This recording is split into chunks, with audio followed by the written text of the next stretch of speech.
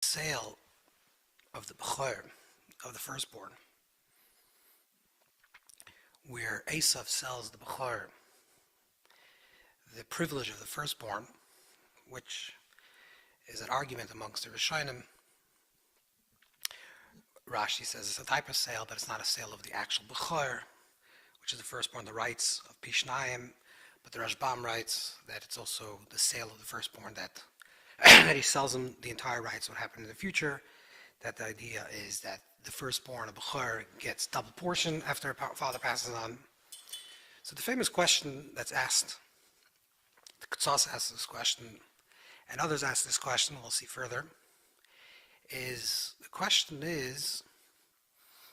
a principle in Halacha, which the Gemara rules according to Chacham, according to the sages, that a person cannot acquire something that does not yet exist. Theoretically, a person says, I'm going to go fishing tomorrow, and it's not his job that he's a fisherman, it's not Kedei Chayav, he doesn't need it. It says, I'm going to go fishing tomorrow, and what I'm going to catch tomorrow, I'm selling to you right now, I'm making a kinyan for you, and you pay me the certain amount of money, and it'll become yours. So the halacha is, the law is,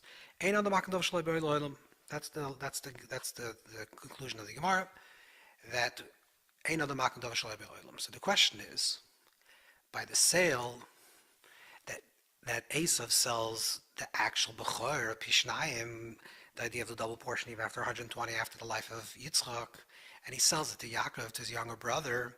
How does he make a kinyan? How does he acquire it? A person cannot acquire something that's not yet in this world, that doesn't have a physical tangibility in this world yet. So the Ketzos says that it's really a siluk. It's not really that he sold him the actual Bechor. He sold him the rights of the firstborn, but Esav took away his rights to the firstborn. But simply, it seems to me that he's making a kinyan, he's acquiring it. So how is this possible to be done? That's the first question. The second question, which is interesting because you find this idea of a Shavua, of making an oath, throughout the entire, it happens a lot in Bereshis, amongst the others. This is before Matan Torah, and we find that Avram makes Eliezer take an oath, and Yaakov makes Yaakov makes Esav take an oath, or Elimelech take an oath. What is this idea of taking an oath? That it seems to be that something is not perfect, or the kinyan, the acquisition is not correct, and through making an oath, it becomes a proper acquisition. So the question is, in the world of halacha, we have to think about this, whether before Matan Torah or B'nai Noach, if before the giving of the Torah, is there a geder, is there a principle of taking an oath, and does it have halachic validity? That means if you make an oath, if you're Ben Noach, it actually has halachic validity. That's the question. So the first source that we have that discusses this topic regarding the first issue of why does he make him swear is the Ohr HaChayim. The Ohr HaChayim writes, not really the first source, but in the Parsha Torah, the Ohr HaChayim writes that Mashahutzach l'shvua, the reason why he needs, that Yaakov tells Esav that sell me the first rights, and then he tells him, Bishavali, swear to me, take an oath that you're selling me these rights. He says, because Shem Dvorim She'em Bo Mamash, because also you cannot make a kinyan, you cannot acquire something that doesn't have any tangible reality. So since he sells him something that's the Ein Bo Mamash, doesn't have something that's in actuality, he's not selling him a property, he's not selling him an object, he's selling him a rights to property, but not yet the property itself, the right to objects in the future after the life of Yitzchak. Therefore, he says he takes an oath.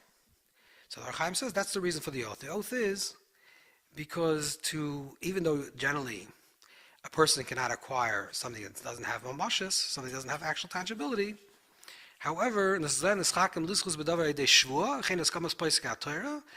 is the rule of the Poskim, of the Tur and Shulchan Aruch, in your day similar Reish Lamates, ki Shavua cholo bein adav sheyesh b'mamash, bein adav she'ein b'mamash. Since principally the idea of a Shavua, the Gemara also says in the Dharm, beginning of the Dharm, in the Dharm and on the Chafs, the Gemara says that Chayim Rishum in the Dharm, that is a Shavua is stronger than a Neder, than a Neder. How is that so? Because a Shavua is chal, like the Gemara says in the beginning of the Dharma, chshul is on the gavra, so therefore is on the person, not on the chefts, on the object. So therefore it's chal, it has a chalois, it becomes a reality, both b'davar she'ein b'mamash and b'davar she'esh l'mamash. But both she'esh l'mamash and even b'davar she'ein l'mamash. That even if something doesn't have a tangible reality, it's still, if you make an oath, then you're obligated to fulfill your obligation that was acquired to. This is what the Ohr HaChayim HaKadosh writes, and then the Ohr HaChayim quotes that V'hine Shavua loi taspik lekinyan davar shaloi b'olam. With regards to davar shaloi b'olam, something doesn't yet not in this world, and principally ein on the makna davar shaloi b'olam, a person cannot acquire something that doesn't yet exist. He says for this it also wouldn't help. And then he brings down a tshuva, a responsa from the Rivash. The Rivash is one of the late Rishonim. So the early Achrayim lived during the time of the expulsion of Spain, right during that period, and he was also expelled from Spain, and he went to Mallorca, and then he went to Algiers. So he was one of the early Rishonim, late Achrayim. He was a Talmud of the Ran. So the Rivash writes, he brings down the Rivash. So if you look in Tshuvas HaRivash, look at the response of Rivash, the Rivash writes like this. The Rivash is in Shin Chav Ches. The Rivash writes like this. This is the shoyel, the person that's asking the question. Kasafta, the person that's asking the question, the Rivash says, Sher Isa Kaser B'Shem, it says that you saw it written in the name of Rabbi Yaakov ben Rosh. You saw in the Balaturim, the Torah wrote, that he wrote in the name of the Rosh, of his father, that even though principally a person cannot acquire something that doesn't yet exist in this world. In nishbal kacha shekana koina fil mashekana mechakayv, and however if the makna, the one there's a person that's acquiring and the person that's giving over that object, if that or that idea, because it's loy ba'olam, it's not yet in this world, if he takes an oath that I swear that I will fulfill my obligation. You're going to pay me, let's say, $10 for the fish that's going to come out of the water tomorrow. I don't know how much fish, but how much fish you acquire. Then the halacha is that the oath makes it a valid transaction. This is what the shoyel, the questioner, tells the Rivash. And that's the way it would apply. Davar shaloi b'olam would apply. Says the Rivash. So the Rosh responds and says, Lava Rosh v'loy ha'Rabbeinu Yaakov chasimi Allah. And he says, not the Rosh, not the Tur, signed off on this. No, none of them wrote this. It's not true. And you can't tie your head to something, to a big person. Remember the shoyel saying, the questioner that asked the Rivash this question is whether it helps to swear. Whether what happens if you take an oath? Would it be a plot? Would it help? So the shoyel says, the shoyel told the Rivash, proof is from the story of the sale of Esav to Yaakov, the Bechor.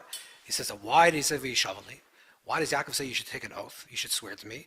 Because since since a person cannot acquire, however, if he takes an oath, it is a good acquisition. So therefore, Esav swear.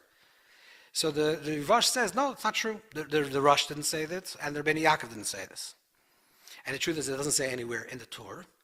However, today we have the Tur Aruch, the long Torah. There's the Torah, the Balaturim on the Torah. There's a short version of it, which is called the Balaturim, and then there's Tur Aruch. And in the Tur Aruch, it is quoted. It is quoted from the name of his father, Avayishavali, that there is an idea that if you take an oath, you can be makan davar shaloi b'olam. But the Rivash argues with that. And he says, and you're bringing proof from the fact that Yaakov made Esav swear, and therefore he acquired davar shaloi b'olam. He says that's not a proof because that was before Matan Torah. That's not a proof. Okay, so that's the opinion. Rosh brings these two opinions. One is that it helps. The shoyl is saying, according to the questioner, that if you take an oath, it helps to be makna davar shalom b'olam. However, according to the Rivash, it doesn't help. And the truth is, this is already also a machlokes amongst the poskim. Here, the Ohr HaChayim says it doesn't help. The Mabit also writes in Chet Simon Kuf Lamed Zayin that doesn't help. Also, the Parsha Cheshim B'Yisrael Reish Tes. However, the Levush says it does help. There's an argument. What's the side of the argument? What's the argument? What's the essential understanding of this argument between these two opinions? The opinion whether it helps a shvua or not. So that really is a question of what is the reason why ein adam davar makash lo. What is the problem that we say that if you acquire something that's not yet in this world, it's potentially in this world, it's not in your hands. That acquisition is not considered a good acquiring. What is the problem? What is inherently in the problem? One way to think about it is that the problem is that there's no smichas das, which means someone comes over to you and tells you, I'm going to sell you something I don't have yet in my hands, but I'm going to eventually acquire it, and when I'm going to acquire it, I'm selling to you now this acquisition that I will acquire tomorrow. So Parsha, the reason why it's not acquiring, because it's a chasar nadas. What's a chasar nadas? Because the person thinks, he didn't sell me anything, he sold me an idea, and therefore there's no gemiras das. There's no conclusion to saying I 100% are sure that he's going to go through this with this transaction. It's a chasar gemiras das. This is the Ohr HaChayim writes. However, there's another way of understanding. This is also the svar of the Mabit. There's another way of understanding this, that the chisaron, the lack, and the reason why Adam no makash lo is because it's a chisaron in the kinyan. This is Noid Yehuda and Ebenezer Siman Nudalad. There's a chisaron in the kinyan. There's a problem with the kinyan itself. What is a kinyan? Kinyan means an acquisition. You acquire it. So dvar toimor is koinus. Let's say we're talking about objects, metaltalim. After you pay for something, you have to make a kinyan. You have to do hagbah. You have to do, if it's something you can't pick it up. You have to do meshicha. There's a way to acquire it. Acquiring something, making the kinyan, the acquiring of something is when you make the kinyan. And when you acquire, when someone pays for something, or even if it's not a paid, let's say someone says, okay, I'm going to give you this. I'm makna to you. In my mind, I'm giving you something that I'm going to have tomorrow.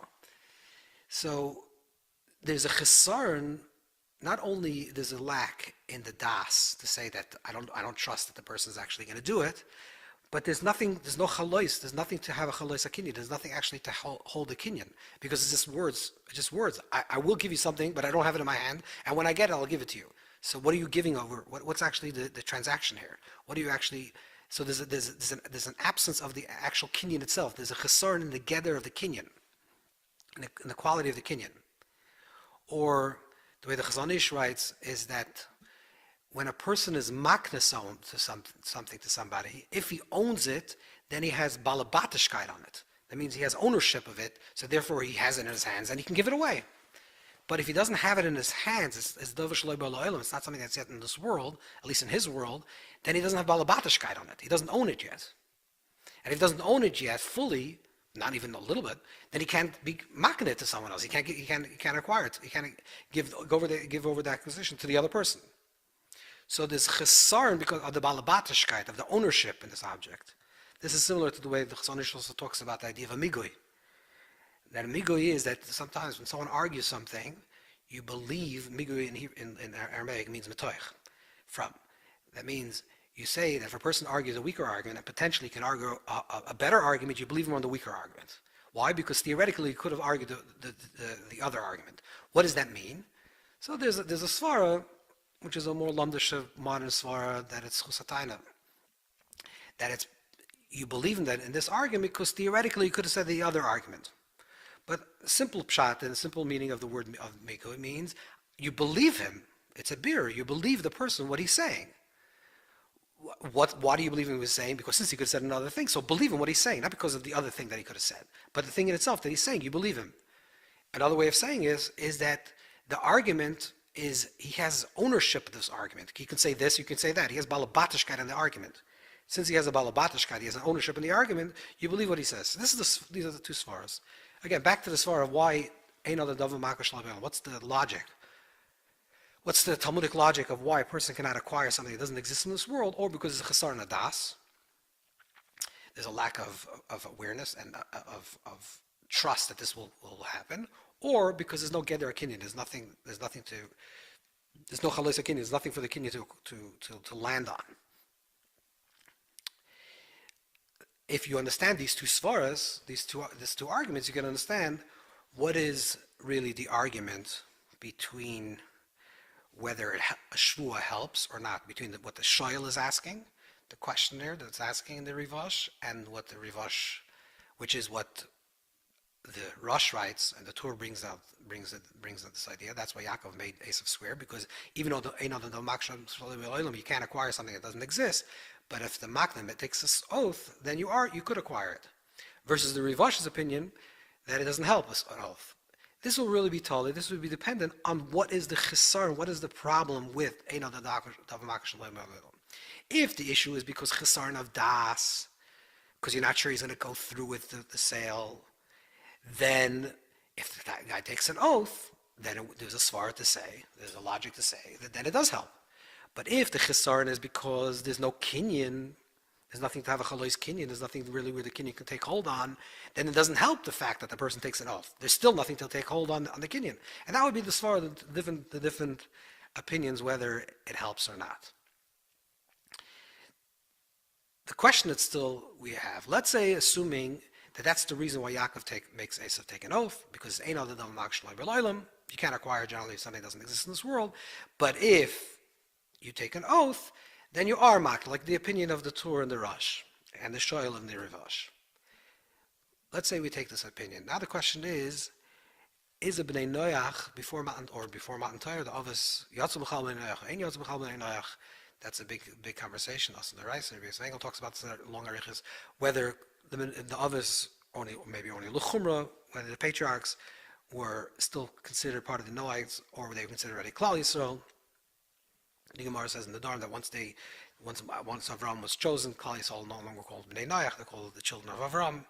But what happens to Avram himself? Avram, Yitzchak, and Yaakov. And then the question is Vesav, is Yisrael Mumar or not? But let's assume that they have a din of a Bnei Noach. They have a din of a Noach. So the question is, a Bnei Noach that obligates himself with a Shavua to swear, takes an oath to swear something, are they obligated to follow through? That's the question. That's a shayla. That's a question that has to be answered. So Bnei Noach, if they have to follow through. So, with regards to a neder, so the Pasuk can bring down, which is a vow that the Gemara says that kol anoida kilo bonabama, that anyone that brings a neder is as if they brought a bama. A bama is a violation, a type of offerings, an offering where we're not allowed to. And if you mekaymes neder krivoy, and if you actually follow through and you do it, to do what the neder is, because daich mashasutor in the language of Yerushalmi is it's as if you brought an offering on the bama. So that would mean, so the Pasuk say that that's all right. That's proof that a Bnei Noach is also mechuyev, is obligated to keep the neder, because it's a form of idol worship, if not. But what's with regards to Shavua, with an oath? Is it an obligation or not? Once a Bnei Noach takes an oath, is their oath have the power that they have to be oimed b'dibur, that they have to follow through what they on the oath? This is the question, and the question will be with Esav. So there's a long Mishnah Lamelech in Perik Yud Halacha Zayin and Chus Malachim. So the Mishnah Melech discusses this idea, talks about a neder, talks about a Shavua. If Dafka Yisrael is over Baltacher, a Bayachel, And he says, that even Bnei Noach is obligated to fulfill their oath. And it appears because it will be B'chal Birchas Hashem. It could be that it's part of Birchas Hashem. Part of Birchas Hashem is you're not allowed to take Hashem's name in vain. That's the beginning. There's a Ran in the beginning of the Dharm with Rabbeinu Tam. If you have to add the name of Hashem when you take an oath. And to me, I pack Kodesh Emer, the Ran writes on the Rabbeinu Tam. But that's the question. And then he goes on to this whole thing about the Shavua of Avimelech, who signed the Shavua of Avimelech. And the question of Esav taking the oath, and Yosef making his brother swear, if they have to follow through on the oaths they take. And if you look, the Mishnah Malach actually ends with Tzarchim. It's not clear. It's not clear 100% what is the actual halacha, whether they have to omer b'dibura with an oath. This is Gemara. The Gemara in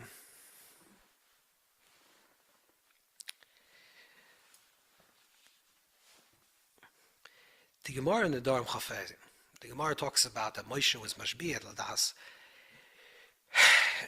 That is, the Gemara talks about what you have to take when you make someone take an oath. You make an oath for themselves or Ladas Achim. So the Gemara says that Moshe Rabbeinu made by Avos Moav. Moshe Rabbeinu made Klal Yisrael swear that they're going to Mekabel the Torah. That's the lashon of the Gemara. Mekabel the Torah. They're going to swear they're going to Mekabel the Torah.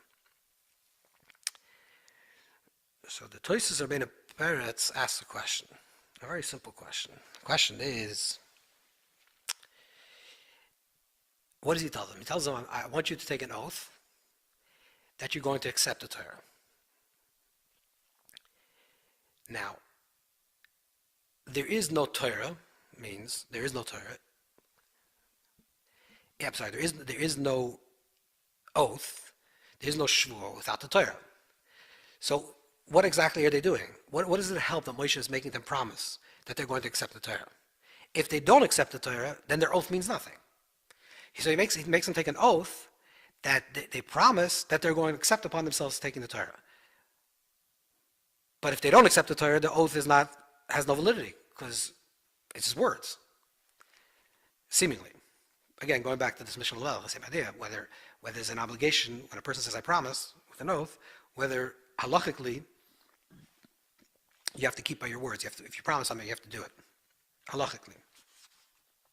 We're not talking about ethically. We're just talking about in the world of halacha, are you mitzvah v'omer? Are you responsible to do that?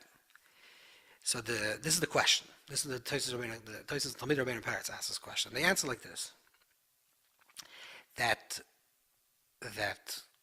even Bnei Noach are muzal kiddush Hashem, which is also merumas in the Mishnah Malach.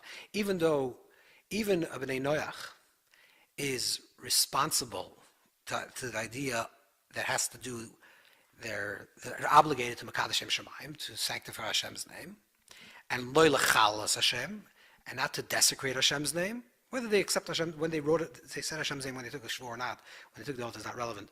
But the idea is they have to Mekadosh Hashem, they have to sanctify Hashem's name. They're not allowed to be Mechal Hashem, they're not allowed to desecrate Hashem's name. And therefore, so the answer to the question is, what did Moshe help by making them take an oath that they're going to accept the Torah, they're taking a Shavua that they're going to accept the Torah, is that even if they don't accept the Torah, they're obligated to take the Torah, to accept the Torah because of the Shavua. His question was, the original question was, if they don't accept the Torah, then the Shavua means nothing. He says, no, the Shavua still means something, because the Shavua is, even for Bnei Noach, has to accept the Shavua. Why? Because one of the mitzvahs is you have to Mekadosh Shem Shemayim. One of the ideas is that you have to Mekadosh Shem Shemayim. You have to sanctify Hashem's name. And if the mitzvah is to Mekadosh Shem Shemayim, then you have to sanctify Hashem's name. Then you have to accept the Shavua. Then the Shavua has then you have to be even all the Shavua. You have to do exactly what you swore. So this is an interesting question. It seems to what the Toldos Rabbeinu Peretz is saying, is that there's a gather of Kiddush Hashem. There's a quality of Kiddush Hashem, of sanctifying Hashem's name, and not the opposite, God forbid, of Mechal Hashem Shemayim, to this desecrate Hashem's name, that applies also to Bnei Noach. Applies to universal man. The truth is that the Gemara, in our Gemara, in Sanhedrin Ayin Daled, the basic Gemara talks about this conversation, whether a Bnei Noach is also obligated in Kiddush, is Mekadosh Shemaim. And the Gemara leaves it an open-ended question. The Gemara doesn't come to a resolution. There's a Yerushalmi in Shvius, Perek Daled Beis. The Yerushalmi in Shvius writes that the pasuk says, "V'nekatshi b'soich b'nei Yisrael," that I would sanctify myself. You should sanctify me b'soich b'nei Yisrael, amongst the people of Israel, amongst Klal Yisrael. Shadafki Yisrael. That so the Yerushalmi says, "Dafki Yisrael is muzarim al Kiddush Hashem." That only Yisrael are obligated of the mitzvah of Kiddush Hashem, and not of Bnei Noach. So we're in the Bavli, it's Mesupik. In the Bavli, it's ambivalent. It doesn't come to the conclusion. The Yerushalmi seems to say clearly that it's this idea of Kiddush Hashem applies only to Bnei Yisrael. Like the Pasuk said, B'seich Bnei Yisrael. If you look in the Rambam, in Hilchos Yisei Torah, Perek Aleph, the Rambam writes, Kol Beis Yisrael mitzuvim al Kiddush Hashem. The entire house of Yisrael is mitzuvim al Kiddush Hashem. Kol Beis Yisrael mitzuvim al Kiddush Hashem could mean that it's to the exclusion of Bnei Noach. Kol Beis Yisrael, the entire house of Israel, means Dafka, specifically Beis Yisrael, and not other people, and not anyone else. The Beis Yisrael, the house of Israel, Klal Yisrael have a special mitzvah that they have to be Mekadosh Shem Shemayim. They have to sanctify Hashem's name. That's a mitzvah. That's an obligation. So you can see that it appears maybe that the Rambam is actually ruling like the Yerushalmi and Shvius, that it only applies to Beis Yisrael. But the truth is, there's another way of reading this Rambam, which is a more interesting way to read it. And this is a shtickle chiddush, but I think this is another way to read it. Is Kol Beis Yisrael mitzvah Kiddush Hashem means that Kol Beis Yisrael means there's a mitzvah on the Klal Yisrael to Mekadosh Shem Shemayim. That it's not only a mitzvah pratius, a specific mitzvah on every individual person, but there's a mitzvah klolius, there's a general mitzvah of Kol Beis Yisrael, the entire house of Israel, is mechuyev to Mekadosh Shem Shemayim. How would that reflect in the world of halacha? Let's say, God forbid, a child who's generally not a mechuyev. Chiyuv l'dadika is not shaykh. It's not possible to say there's a chiyuv l'dadika, there's an obligation for a child. But let's say, God forbid, a child is nereg al Kiddush Hashem. We don't have to go back so much in our history. This happened very recently, unfortunately. And God forbid a child is nereg al Kiddush Hashem, is sanctifies Hashem's name by giving up the child, his life, her life. If you say that Kol Beis Yisrael mitzuvim is Kol Beis Yisrael mitzuvim Kiddush Hashem, that all Beis Yisrael mitzuvim Kiddush Hashem, then even though there was no achi of prati, an individual obligation for the child to Mekadosh Shem Shemayim, but he is mekayim the mitzvah of Kiddush Hashem because he's part of Klal Yisrael. So the chiyuv is on the Klal, and the chiyuv prati is on the individuals that are mature and over bar mitzvah.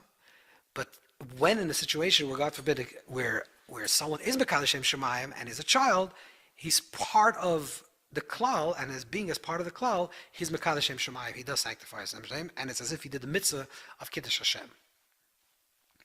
You see the same thing in reverse with regards to Ir and Nedachas, the condemned city, where the mitzvah is to eradicate the entire city, on Al-Shem Taf, in a very unusual situation. It could be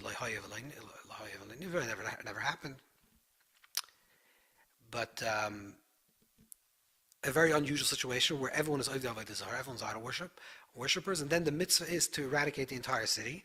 Even in a situation like this, even a katan, even a child, even though the child is not a really avodah zarah, the child doesn't have an obligation, and the child's not responsible.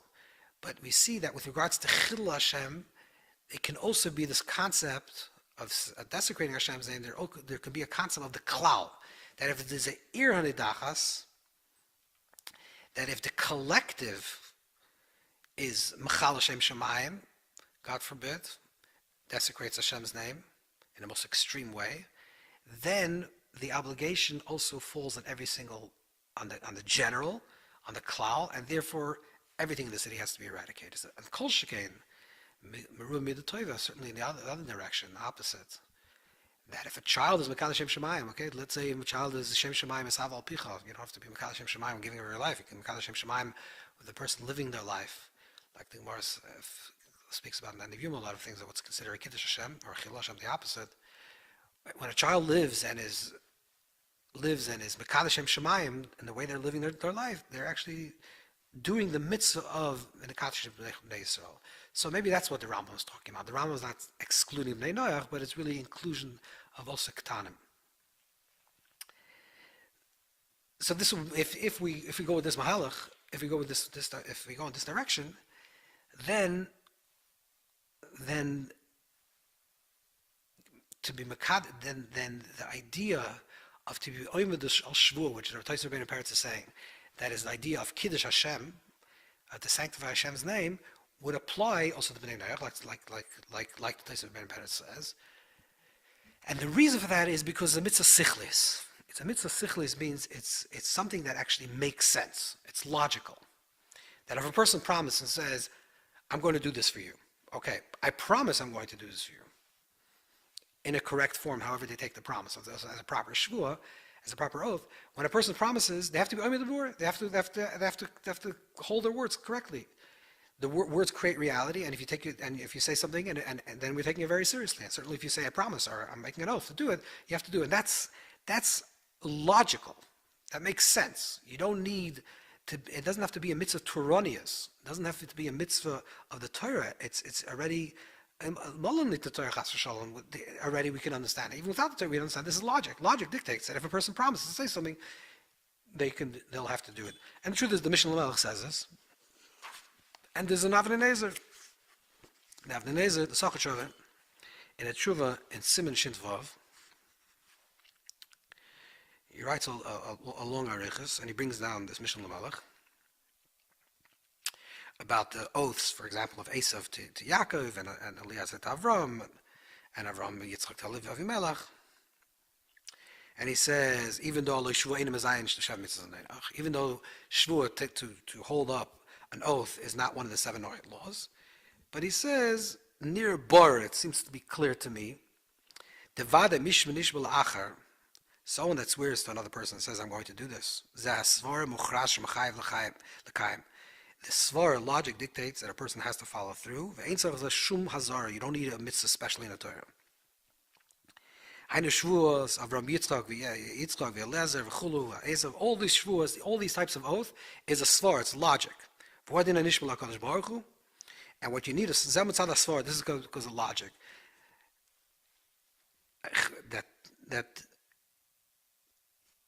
That's logical.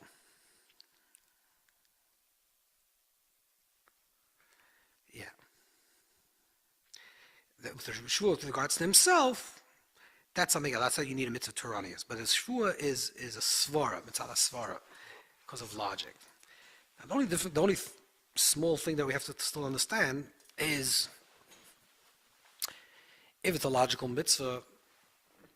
So what does Tosfos Rabbeinu Peretz say that it has to do with the idea of to Mekadeh Shem Shemayim, to sanctify Hashem's name, and by not holding up your word, you're Mechal Hashem Shemayim, you're desecrating Hashem's name. What does that have to do?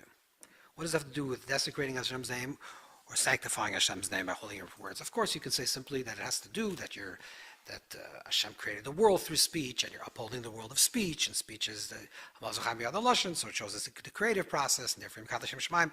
But to say a little bit of a different knech, a little different, that there's something inherently about when there's a svar, when there's a logic, and you don't follow the logic. Remember, the Mishnah Lamelech is saying this, and the Avnei Nezer is saying this, and Tosfos Rabbeinu Peretz is really also saying this, that when a person makes an oath and swears to someone that they're going to do this, this is the second question that we ask.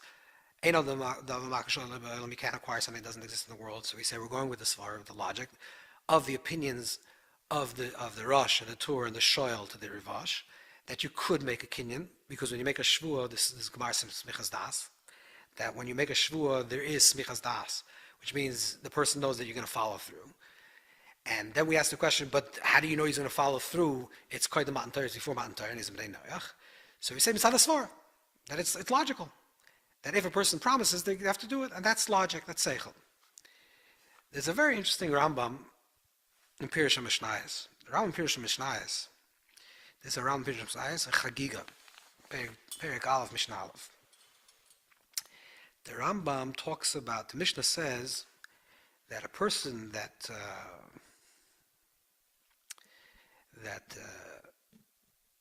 is loy chasal kvoi koinai, someone that's not careful about the honor of Hashem, of his Creator, someone that tries to contemplate things that are impossible to contemplate, like pre-existence. You can't contemplate pre-existence. You contemplate existence, but the self cannot transcend itself.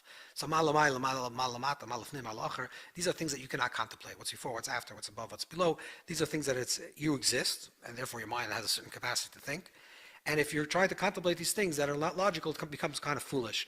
But the way the Mishnah phrases it is like chasal kvoi koine. This person is not sanctifying, is not careful of Hashem's kavod. Says the Rambam, what is mishlei chasal kvoi koine? It means a kavana bazeh. This is what it means. Someone that's not careful with the honor of the Creator. Mishlei chas al sichloi. It means someone that doesn't care about his intelligence. Ki ha-seichel ukvoid Hashem. Because the seichel is the kvod Hashem. The seichel is the kvod Hashem, is the honor of Hashem, which is a very powerful line, saying that the reason why the Mishnah phrases a person that's trying to contemplate things, let's translate it in a different way. A person is thinking about nonsense or stupidity. His mind is occupied with stupidity, with taivas, whatever the person is thinking about, with nonsense, with silliness. Really, you could be thinking of something that's a proper thought, an intelligent thought, a holy thought, davar chachma, davar Torah. You can be thinking something that's holy and noble, and you're wasting your time thinking about nonsense. What you're doing now, says the Rambam, is since you were gifted with intelligence, the intelligence is the kvod Hashem, that's the glory of Hashem that's present in you, and you have the capacity to understand something higher and deeper and more, and you're wasting your time with silliness. That itself is loy chasal kvod koine. That itself is desecrating Hashem's name, not taking the honor of Hashem correctly. So what does that mean? In reverse, what does that mean? That if a person uses their intellect in a correct manner, they're mekadosh Shemayim. They're chasal kvod koine. They're careful about the honor of Hashem. And when you see a person that's a chacham, that's wise, and is using their intelligence for wise, for good things, and for noble things, and for ethical things, this person, by using their capacity, the gift that Hashem gave them, which is their seichel, their intelligence, is using it in a correct manner, that's a form of mekadosh Shemayim. That's a form of sanctifying Hashem's name. This is a very powerful statement, because what it really means is, if you broaden this in a big conversation, but not to get into here, it's saying that when a person uses the potential that Hashem gave you, any person that uses the full potential themselves, if it's physical strength or mental strength, emotional strength, whatever potential that Hashem gave you, that the Creator gave you, invested within you, if you use it for your full potential, that's how you mekadosh Shemayim. That is the way you sanctify Hashem's name. How this works exactly is for another conversation, but that's what it means. And if you squander your talents and you don't use your potential, you're loy chasal kvod koine.